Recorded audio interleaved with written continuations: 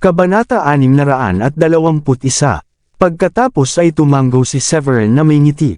Oo, pero kailangan nating maghintay ng 1 taon. Kaya dapat mong maabot ang level 9 Grandmaster sa loob ng 1 taon. Sige, gagawin ko ang lahat ng makakaya ko.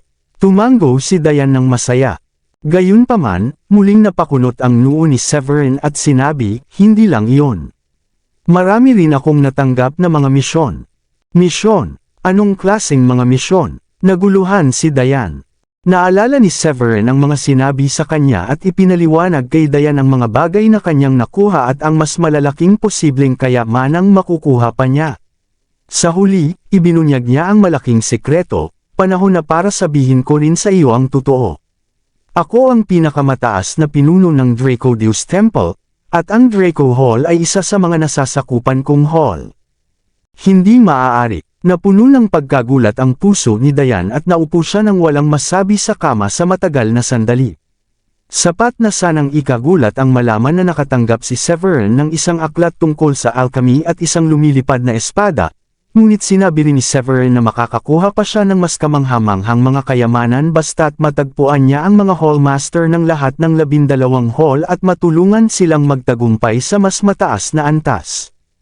Inasahan na ni Severin ang ganitong reaksyon ni Dayan at napangiti siya ng mapait. Sa isip niya, buti na lang hindi ko sinabi sa kanya na ang 4 na war god ay mga alagad ko at may napakarami akong pera sa aking card. Baka masyado na siyang mabigla. Matagal bago muling nakabawi si Dayan.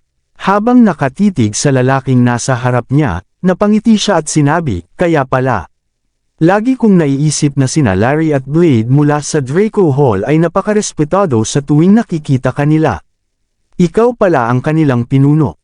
Haha, napatawa si Severin habang umupo sa tabi ni Dayan at tinanong siya ng nakangiti, oh, nagustuhan mo ba ang sorpresa? Sorpresa, halos atakihin ako sa puso. Ibinaling ni Dayan ang tingin kay Severin at muling nagtanong, ano na ang gagawin mo ngayon? 12 hall lahat, at isa pa lang ang natatagpuan mo. Sapat ba ang 1 taon? Ibig bang sabihin, hindi mo makukuha ang kayamanan kung hindi mo mahahanap ang lahat ng hallmaster sa loob ng 1 taon at may taas ang kanilang antas? Sumagot si Severin ng may bahagyang ngiti, huwag kang mag-alala, honey. May nahanap na akong 2 pang hall bukod sa Draco Hall. Ang pangalawang hall na nakita ko ay ang Moss Hall sa Riverson. Naalala mo nang bumisita sa atin si Valerian at nahuli akong dumating kinaumagahan. Pumunta ako sa Riverson para tulungan ang Moss Hall sa kanilang mga problema. Pagkatapos sabihin iyon, sandaling tumigil si Severin bago nagpatuloy. Ang pangatlong hall na nakita ko ay ang Equus Hall na nasa Brookton. Magaling ang kanilang hallmaster sa attainment, nasa level 9 Profound Master na siya. Pero mahirap pa ring maabot ang level 9 Warrior King, kaya gagawin ko ang lahat para makagawa ng mga alchemical peel. Napabuntong hininga ng ginhawa si Dayan matapos marinig iyon. Ibig sabihin siyam pa ang natitira. Medyo mahirap iyon dahil kailangan mo silang hanapin at saka gumawa ng peel para tumaas ang antas nila. Saan mo kukunin ang oras para gawin lahat iyon? Ngumiti si Severin at sinabi, huwag kang mag-alala. Sina Gracie, Larry, at Nick ang inutusan kong maghanap sa kanila. Mas mabilis at mas epektibo kung marami ang naghahanap kaysa ako lang. Magpo-focus ako sa alchemy sa susunod na mga araw, at susubukan kong maging isang tunay na alchemist. Kapag natagpuan nila ang ibang mga hallmaster, bibigyan ko sila ng peel para mapataas ang kanilang attainment. Sandaling pinag-isipan ni Dayan ang sinabi ni Severin at bahagyang napakunot ang noo bago tanungin si Severin, honey, pwede mo bang ipaliwanag sa akin ng mas malinaw ang tungkol sa alchemy, mga halamang espiritual, at iba pang pangunahing kaalaman tungkol sa attainment? Nakapagpasya na akong tahakin ang landas na ito, at gusto ko ring maging mas malakas. Hindi inaasahan ni Severin na magiging interesado si Dayan sa attainment, kaya nagsimula siyang ipaliwanag ng mabuti ang lahat kay Dayan. Nang malapit na matapos ang paliwanag, sinabi ni Severin sa kanya, walang kailangang madaliin. Dahil sa pag-inom mo ng reishi mushrooms ayon sa tagubilin, mabilis kang naging isang grandmaster. Paano kung subukan kong suntukin ka? Ngumiti si Dayan kay Severin at nagbiro. Sige, subukan mo. Tumayo si Severin sa harap niya. May tusong ngiti si Dayan at agad niyang sinuntok si Severin. Matapos tanggapin ang suntok niya, kumislap ang mga mata ni Severin at masayang sinabi, "Ayos. Nasa level 4 Grandmaster ka na. Mabilis ang pag-unlad mo at sa tingin ko hindi magtatagal ay maaabot mo na ang level 9. Kapag nangyari iyon, makukuha na natin ang kayamanan." Talaga, ang galing. Hindi ko alam kung anong level ko, pero ramdam kong mas malakas at mas mabilis ako kaysa dati. Ngumiti si Dayan. Ngayon ko lang na-appreciate kung gaano kasarap sa pakiramdam ang maging mas malakas ng mas malakas. Handsome Severin ko, nandyan ka na ba? Biglang narinig ang pamilyar na boses mula sa bakuran sa ibaba. Sandaling natigilan si Severin matapos marinig ang tinig na iyon at hinimas ang sentido habang nagsabi, "Bakit andito si Sheila ng ganito kaaga?" Parang may ika-6 siyang pandama na alam kung kailan ako dumarating. Sa tabi niya, sabi ni Dayan, "Mabait na bata si Sheila. Ilang beses siyang pumunta rito noong mga araw na wala ka. Pagkatapos ay nagpatuloy, pumunta pa siya rito kaninang umaga at hindi mo aakalain kung gaano siya nadismaya nang malaman na wala ka. Sinabi ko sa kanya na babalik ka ngayong gabi, at hindi ko inakala na matutuwa siya ng sobra kaya dumating siya bago pa magtanghali." Namula si Severin at may bahagyang lungkot sa mukha habang sinabi, "Ikaw pala ang nagsabi sa kanya." Iniisip ko pa kung paano niya nalaman kung kailan ako darating.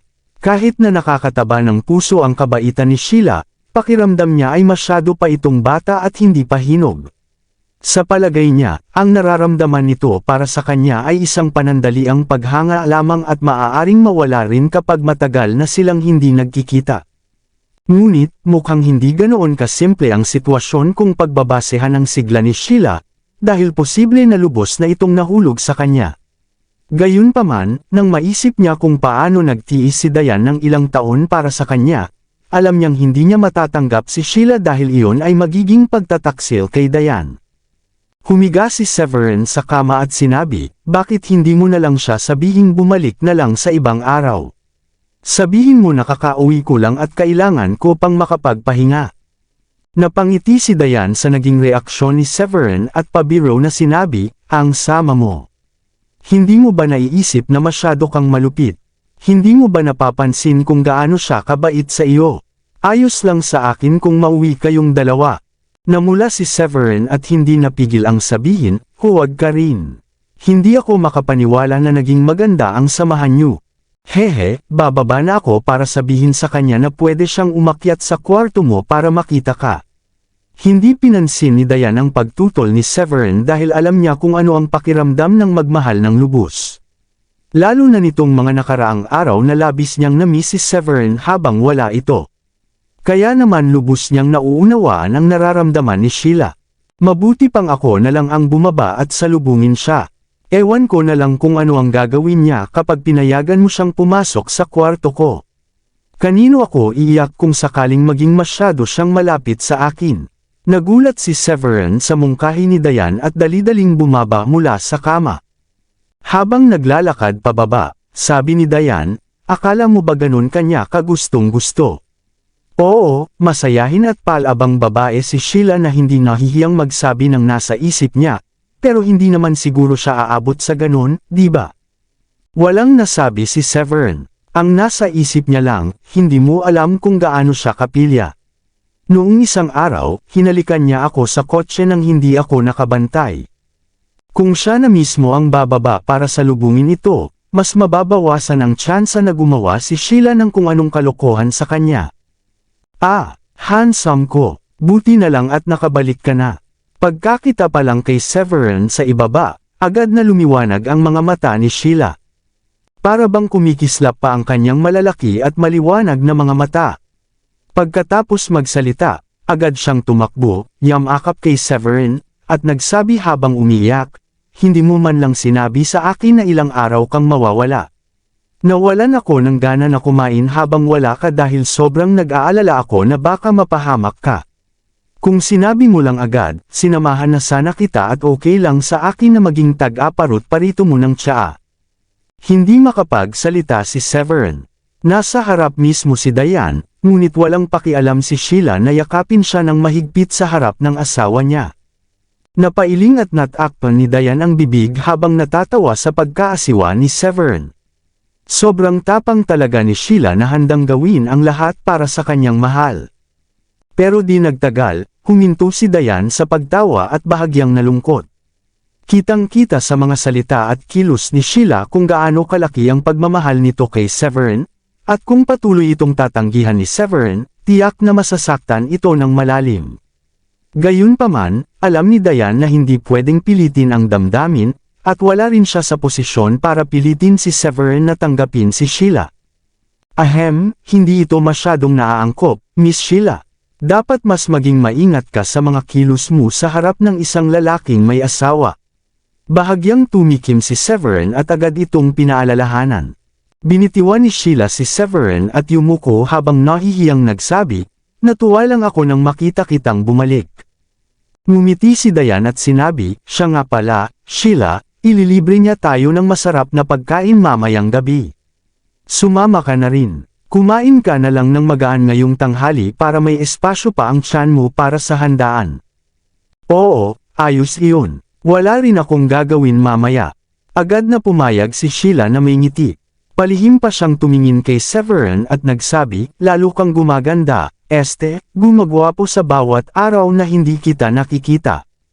Halos himatayan si Severin. Paano niya nasasabi ang ganito ka-sweet? Ngumiti siya at sumagot, "Salamat. Lalo ka ring gumaganda." Mas lalo pang natuwa si Sheila at nahihiyang nagsabi, "Sa tingin mo ba? Sabi nga nila, beauty is in the eye of the beholder, kaya baka unti-unti ka na ring nahuhulog sa akin." Naniniwala ako na pwede ring umusbong ang pagmamahal. Halos masamid si Severin sa sinabi ni Sheila. Nagiging magalang lang siya pero hindi niya inaasahan na bibigyan nito ng ibang kahulugan ang mga salita niya.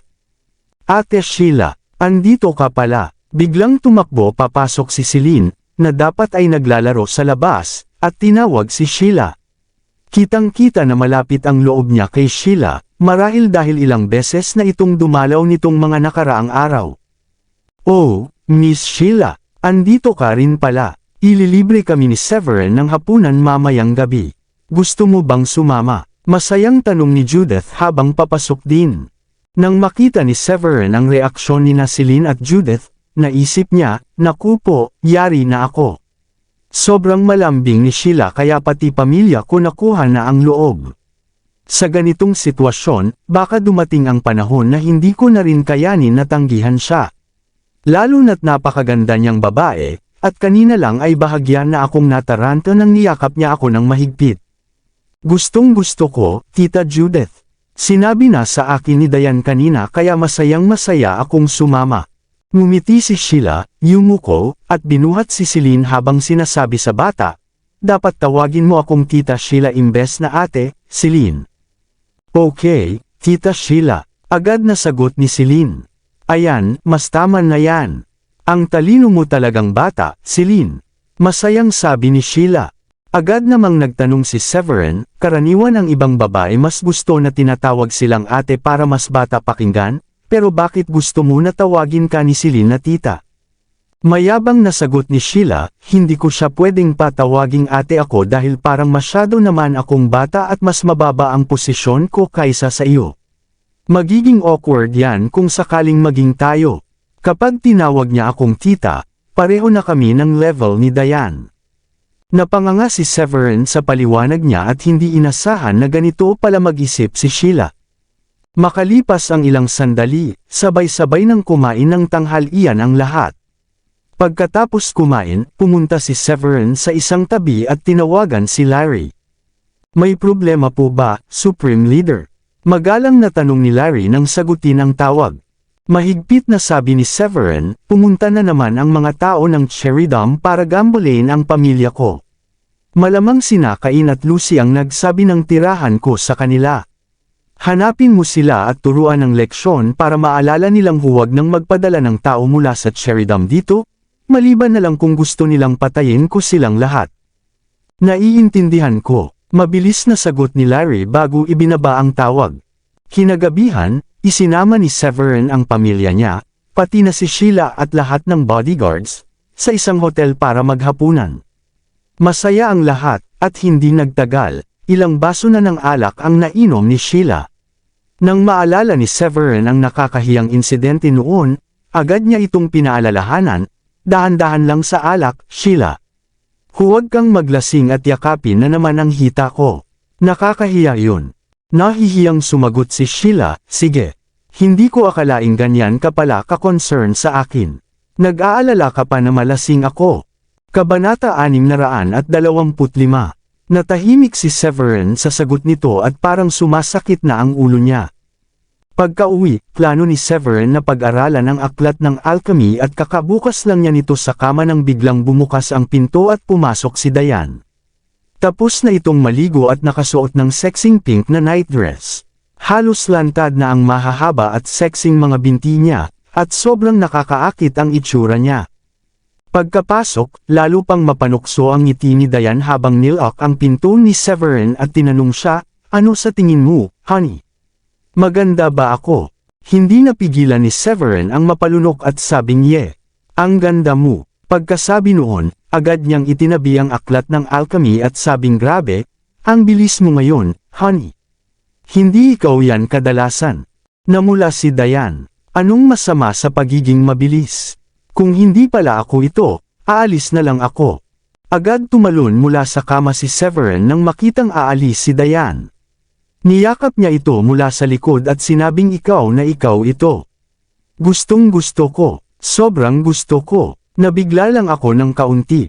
Yan ay dahil gusto kitang sorpresahin, nahihiyang sagot ni Diane. Sige, honey, matulog na tayo. Sobrang tuwang-tuwa na si Severin at nakalimutan na ang balak na mag-aral ng alchemy.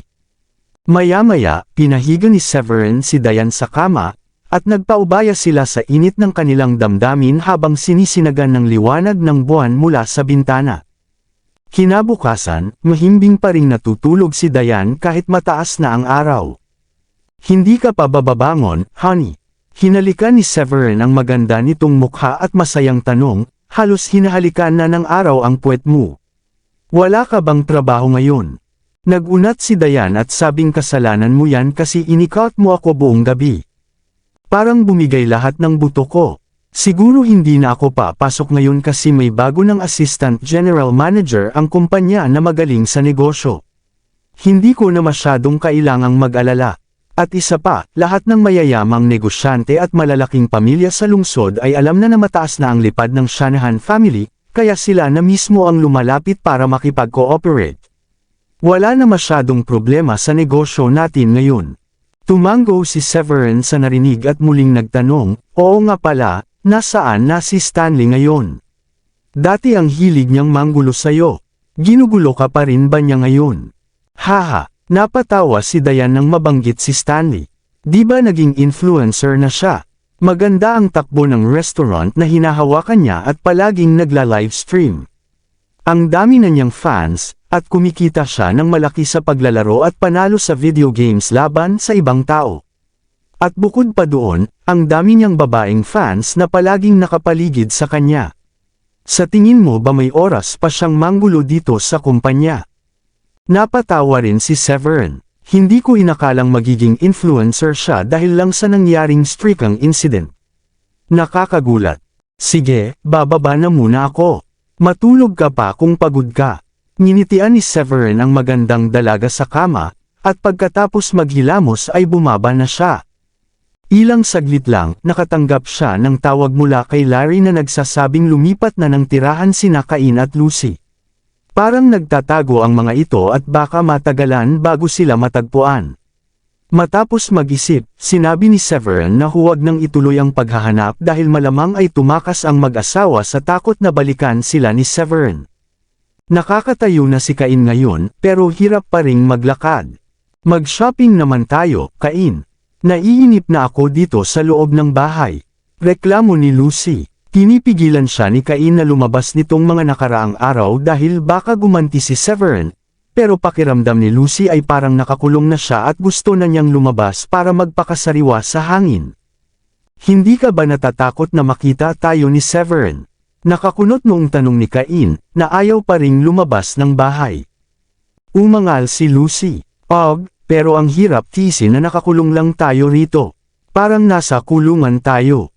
Ngumiti lang si Cain nang may bahid ng pag-aalala at sinabi kay Lucy, pwede kang mamili sa mga tindahan sa paligid ng neighborhood kung gusto mo. Pero puro maliliit na tindahan lang ang nandyan, at wala namang magagandang mall sa paligid. Wala ring saysay pumunta, buntong hiningang sagot ni Lucy. Ngumiti si Cain at sinabi sa kanya, tiis ka na lang muna, ha? Galit na galit ang leader ng slasher gang nang malaman ang nangyari, kaya nagpadala siya ng matatandang elder ng gang. Mamamatay na si Severin. Mga elder, napasinghap si Lucy nang marinig na nagpadala ang slasher gang ng mga taong napakalakas. Ngumiti si Cain at sinabi, haha, dadalhin ko sila sa lugar ni Severin para masaksihan ko na putulin ang ulo niya. 6 sila, at ang pinakamalakas ay level 7 Warrior King. Kung hindi pa sapat yun para patayin si Severin, ewan ko na lang. Level 7 Warrior King, ganun ba sila kalakas, darling? Tanong ni Lucy habang kumikislap ang kanyang mga mata. Diretsyong sagot ni Cain, syempre. Maraming malalakas sa gang, pero ang mga elder na ito ang pinakamakapangyarihan sa lahat, at ang lakas nila ay pumapangalawa lang sa leader ng gang. Kahit ang leader, baka hindi sila kaya kapag nagsanib puwersa sila. Sapat na bang lakas iyon para sa iyo? Napagdesisyunan na ng leader na tapusin na ang buhay ni Severin. Ang galing pakinggan. Ang saya ko na magkakaroon na tayo ng pagkakataon. Tuwang-tuwa na sabi ni Lucy na may ningning ng kasabikan sa mga mata. Sa wakas, mababago na nila ang takbo ng kanilang kapalaran. Kapag patay na si Severin, wala na silang dapat katakutan, at maaari na silang mamuhay ng maayos sa Brookborn mula noon. Sa sandaling iyon, may ilang katok na narinig sa pinto. Sino kaya iyon? Nagkatinginan ng may kaba sina Cain at Lucy nang marinig ang katok. Ang mga magulang ni Lucy ay hindi alam na nagtatago sila roon, kaya't medyo nabigla sila nang may dumating sa bahay. Ang pinaka-kinatatakutan nila ay baka si Severin na ang nakahanap sa kanila. Si Cain ba ay nandyan? Kami ito, boses ng isang matandang lalaki mula sa pinto. Nang marinig ni Cain ang tinig na iyon, saka lang siya nakahinga ng maluwag. Tumambad sa kanyang mukha ang tuwang-tuwa na ekspresyon at sinabi, ayos. Dumating na ang mga elder, haha. Ibig sabihin, bilang na ang mga araw ni Severin. Kumikinang ang mga mata ni Lucy at agad siyang lumapit para buksan ang pinto. Sa labas ay nakatayo ang 3 matandang lalaki, isang middle-aged na lalaki, at isang middle-aged na babae. Kahit mukha silang ordinaryong tao, may dala silang aura ng kapangyarihan at kakaibang karisma. Mga elder, sa wakas nandito na kayo. Nilapitan sila ni Cain habang paika-ika at namumula ang mga mata. Agad na pumasok sa bahay ang mga nakatatanda. Tiningnan ng pangalawang nakatatanda ang binti ni Cain, at tinapik siya sa balikat, at sinabing salamat sa lahat ng ginawa mo, Cain. Ngumiti lang ng medyo nahihiya si Cain at sumagot, wala iyon. Maaaring umalis na ako sa gang, pero mananatili akong isa sa inyo. Ang paglilingkod sa gang ay isang makatarungang gawain. Alam niyang hindi siya maaaring umalis sa Brookborn dahil kapag ginawa niya iyon, ituturing siyang tumakas ng slasher gang at magpapadala sila ng mga tao para siya ay habulin at patayin. Kaya ang tanging magagawa niya ay magtago habang hinihintay na dumating ang mga tauhan ng slasher gang upang maghiganti. Kahit ganoon, pakiramdam niya ay tama ang naging desisyon niya dahil ang layunin niya ay makita si Severin na mamatay matapos siyang pilayin ito ng husto. Dapat nga akong magpasalamat sa iyo sa lahat ng ginawa. Magpahinga muna tayo ngayon. Bukas natin simulan ang plano, mungkahi ni Cain matapos mag-isip. Agad namang nagpayo si Lucy, hayaan mo bang manatili sila sa ganitong klase ng lugar? Dalhin na lang natin sila sa ating villa. Wala na tayong dapat ikatakot kay Severin ngayon na nandito na ang mga nakatatanda. Matagal na niyang gustong bumalik roon dahil sawa na siya sa paninirahan sa pansamantalang bahay. Tama ka, Pumunta muna tayo sa villa, tapos lalabas tayo para kumain ng masarap. Agad na sumang-ayon si Cain at dinala ang lahat. Medyo nababagot si Severin, kaya nagbasa siya ng aklat ng alchemy ng mag-isa sa bakuran.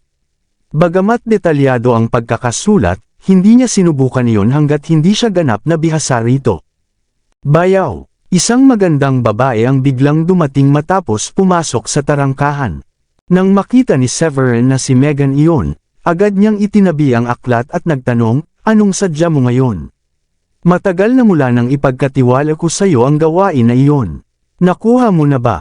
Hehe, napangiti si Megan at inilabas ang jade pendant na ipinakuha sa kanya ni Severin. Inabot niya iyon at sinabi, "Kagabi habang naliligo si Mommy, pumasok ako sa kwarto niya at pinalitan ko iyon ng palihim." Pinalitan ng palihim? Kunot noong tanong ni Severin. Ngumiti si Megan at nagsabi, "Oo, hindi ba't mas mabuting mag-ingat tayo sa ganitong sitwasyon? Nakakita ako ng jade pendant na kamukhang kamukha ng pamana ng mga Ballard at iyon ang ipinagpalit ko. Sa ganitong paraan, hindi magdududa si Mommy na napalitan na iyon." Nagliwanag ang mukha ni Severin sa narinig. "Haha, hindi ko akalaing ganito kakatalino. Huwag kang mag-alala, sa 150,000 ipinangako ko sa iyo, makukuha mo iyon agad." Sabi ni Severin habang inaabot ang kamay para kunin ang jade pendant mula kay Megan. Pero umatras si Megan ng 2 hakbang at sinabing, "Hindi sapat iyon." Sumeryoso ang mukha ni Severin at sinabi, "Baka hindi ako kapos sa pera, pero hindi ba't parang hindi tama na itaas mo pa ang presyo na pinag-usapan na natin?" Ipinaliwanag ni Megan na nakangiti, "Hindi yun ang ibig kong sabihin. Nagkasundo tayo na tutulungan kitang nakawin ang jade pendant kapalit ng 150,000, at hindi ko balak humingi ng dagdag na pera mula sayo. Pero gumastos ako ng halos 2,000 para makakuha ng dekalidad na peking pendant na ipinalit sa orihinal. Babayaran mo naman siguro iyon, hindi ba?" "Ah, iyon lang pala." Sandaling natigilan si Severin. Kinuha niya ang cellphone, at naglipat ng 152,000 sa kanya, at sinabing, "Nilagyan ko na ng dagdag para mabayaran ka. Pangako mo sakin na hindi malalaman ni Mama ito, ha? Sigurado akong magagalit siya kapag nalaman niya." "Salamat, bayaw." Napangiti si Megan sa dagdag na pera at masayang iniabot ang jade pendant na orihinal na ibinigay ni Zenoa kay Severin. May biglang pumasok na ideya sa isip ni Megan habang nakaupo sa tapat ni Severin at sinabi sa kanya, "By the way, palagi na lang nagtatanong si Mommy nitong mga nakaraang araw." "Tungkol saan ba yun?" tanong ni Severin na may kunot ang noo. Sumagot si Megan, "Hindi ba sabi mo pipili ka na ng petsa para sa kasal pagkatapos ng August Fest? Nagyayabang ka pa na gusto mong bumawi kay Diane sa pamamagitan ng pagbibigay sa kanya ng pinakamagarbong kasal kailanman. Matagal nang hinihintay ni Mommy ang araw na iyon at hanggang ngayon, tapos na ang August Fest pero wala pa rin siyang nakikitang galaw mula sa iyo." Ngumiti si Severin at sinabi, "Pwede sa loob ng 10 araw mula ngayon. Sasabihin ko kay Diane mamayang gabi. Tapos bukas dadalhin ko siya para pumili ng wedding dress at magpa-wedding photos." "Talaga? Sige, uuwi na ako para sabihin kay Mommy ngayon din." Matutuwa siya kapag nalaman ito. Agad na kumislap ang mga mata ni Megan nang marinig iyon. "Oo, sa top floor ng pinakamalaking 5-star hotel sa Brookbourne gaganapin," sabi ni Severin. "Sa top floor? Hindi ba sobrang mahal niyan?" Nagulat si Megan nang marinig iyon. Pero naalala niya ang sinabi nito dati at idinugtong, "Pero sabi mo nga na gagawin mo ang kasal na ikagugulat ng buong South County. Mawawala ang yabang mo kung hindi mo pipiliin ang pinakamagandang hotel." Sandali siyang natigilan bago pa sinabi, "Pero kung iisipin, baka hindi sapat ang pinakamagandang lugar para magulat ang buong South County, kasi higit sa 100 lungsod ang kabuuan." Hindi napigilan ni Severin ang mapangiti sa sagot, "Hindi mo na kailangang mag-alala dyan. Ako ay taong tumutupad sa aking salita." Masayang tinanggap ni Megan ang pera at umalis mula sa bahay ni Severin pagkatapos ng kanilang maikling pag-uusap. Punong-puno ng tuwa habang nagmamaneho, at nag-shopping siya buong araw bago umuwi sa gabi. Ginastos mo na naman ba ang pera mo sa mga damit? Napairap si Felicia nang makita si Megan na pumasok sa bahay na may dalang iba't ibang gamit. Ngumiti si Megan at sinabing, kasi masaya ako. At ano naman ang dahilan ng kasiyahan mo? May halong ngiting tanong ni Felicia. Hindi maaaring sabihin ni Megan na si Severin ang nagbigay ng pera, kaya ngumiti lang siya at sinabi ni Severin na gaganapin ang kasal sa loob ng 10 araw sa pinakamagarbong 5-star hotel sa Brookbourne. Pinili pa niya na sa top floor. Yung open area doon ay sobrang mahal. 1.2 milyon ang bayad sa venue. Imposible. Natuwa si Felicia nang marinig iyon at hindi napigil ang huminga ng malalim, buti na lang may konsensya siya na gastusin ang kayamanang meron siya para sa anak ko. Ngumiti si William. Sobra kang nagmamalasakit sa tingin ng tao. Kapag naayos ni Severin ang kasal na iyon para kay Diane, mas lalo pang may ipagmamalaki ang mga Shanahan. Pagkatapos mag-isip sandali, hindi napigilan ni Felicia ang magpaalala. Naalala niyo nung uminom tayo kasama si Valerian.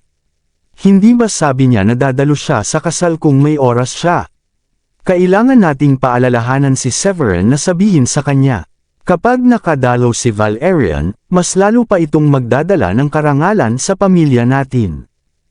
Maraming salamat sa lahat ng sumusubaybay. Please subscribe and follow my YouTube and Facebook channel, Filipino Novel. Maraming salamat po. Nang marinig ni William ang sinabi ni Felicia, napangiti siya ng pilit at itinuro ito sa kanya. Sinabi niya na iyon bilang paggalang. Seryoso mo bang kinuha ang mga sinabi niya?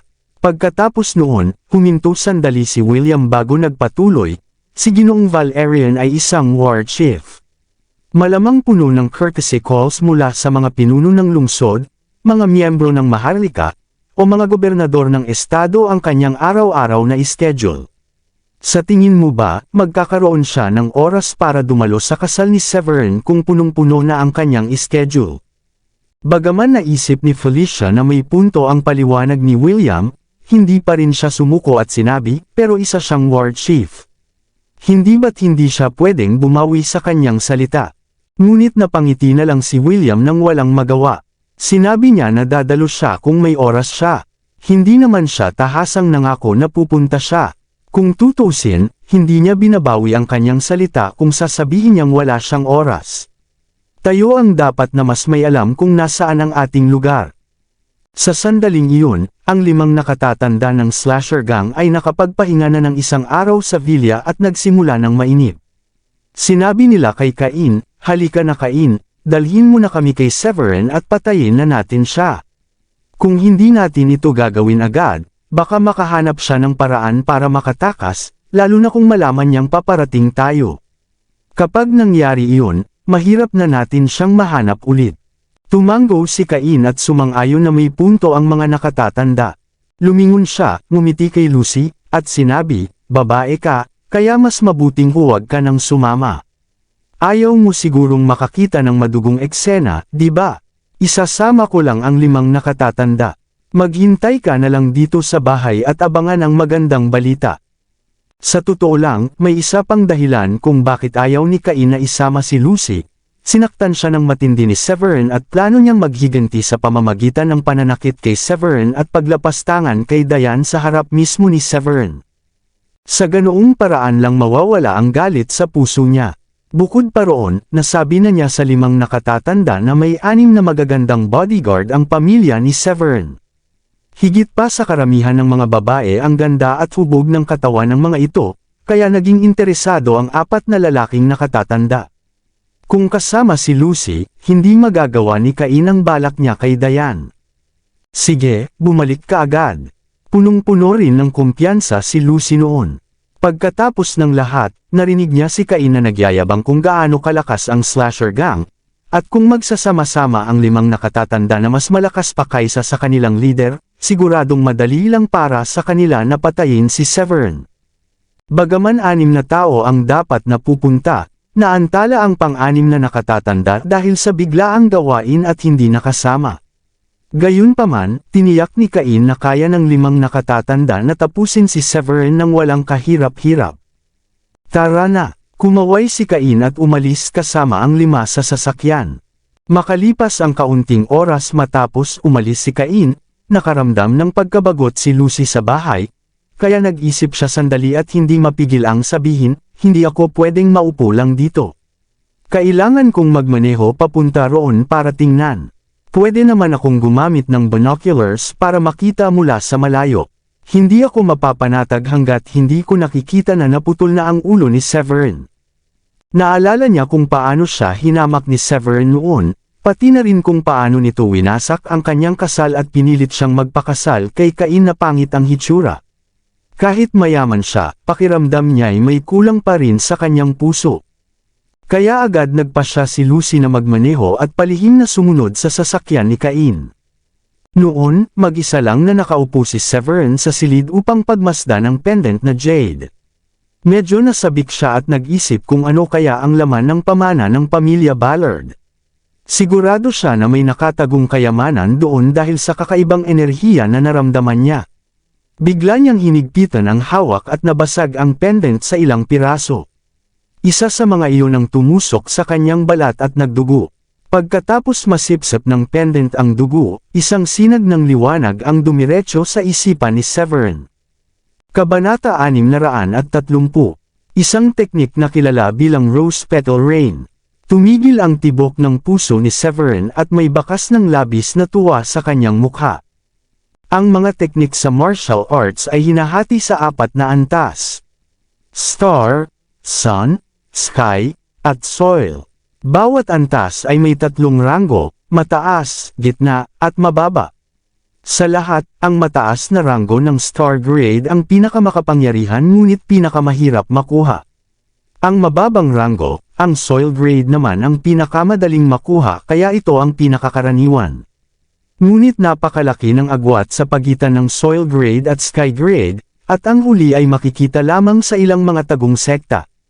Sa usapin ng martial arts, binigyan din siya ng matandang baliw, ngunit lahat ay panggitna o mataas na ranggo ng Sky Grade, at iyon pa lamang ay itinuturing ng bihira. Kaya hindi inaasahan ni Severin na ang teknik na tinatawag na Rose Petal Rain ay isa palang teknik na panggitna at higit pa sa kanyang inaasahan. Agad na lumitaw ang ngiti at kasiyahan sa kanyang mukha. Pagkatapos ng lahat, ang mga Star Grade na teknik ay itinuturing na alamat at kahit ang matandang baliw ay hindi pa nakakita nito, lalo na si Severin. Ang makakuha ng ganitong teknik ay sapat na para mapasaya siya ng sobra. Sunod-sunod na damaloy sa kanyang isipan ang napakaraming impormasyon, at pumikit siya upang tahimik itong unawain. Mas lalo pa siyang natuwa nang lubusan niya itong naintindihan, dahil ang Rose Petal Rain ay teknik na mahusay laban sa maraming kalaban. Ang makagawa ng 10 talulot ng rosas ay kahanga-hanga na, ngunit maaari pa itong umabot sa 100 at sa pinakamataas, 1,000 talulot. Gayunman, nangangailangan ito ng malaking mental na lakas at espiritual na enerhiya sa mga huling yugto, at dahil lamang sa mataas na antas ni Severin kaya niya ito mapagpraktisan. Hindi masama, kailangan ko itong pagpraktisan ng mabuti kapag may oras ako. Bahagyang ngumiti si Severin sa pananabik. Nasaan ang hayop na iyon, si Severin? Lumabas ka. Isang pamilyar na boses ang umalingaw mula sa labas ng bakuran. Namilog ang mata ni Severin, tumayo, at kinuyam ang kamao. Cain, hayop ka. Hindi ko akalain na maglalakas loob kang pumunta rito. Matagal nang hinahanap ka ni Larry, at ngayon bigla ka na lang nagpakita sa mismong pintuan namin. Pagkatapos sabihin iyon, bumaba na siya kaagad. Sa sala, nakaupo sina Judith at Maurice sa sofa habang yakap si Celine. Dati ay takot na takot sila sa mga banta, ngunit ngayon ay medyo nasasanay na sila, lalo na't alam na nila kung gaano kalakas si Severin. Si Daddy lalaban na naman sa masasamang tao. Masayang pumalakpak si Celine nang makita si Severin na bumababa sa hagdan. Ngumiti si Severin sa batang babae at lumabas. Sa labas, nakatayo sa unahan sina Lily at ang iba pa, at nasa likuran nila ang ilang lalaking bodyguard. Samantala, nakatayo si Diane sa likod ng mga bodyguard at seryosong nakatitig sa 6 na tao sa harapan.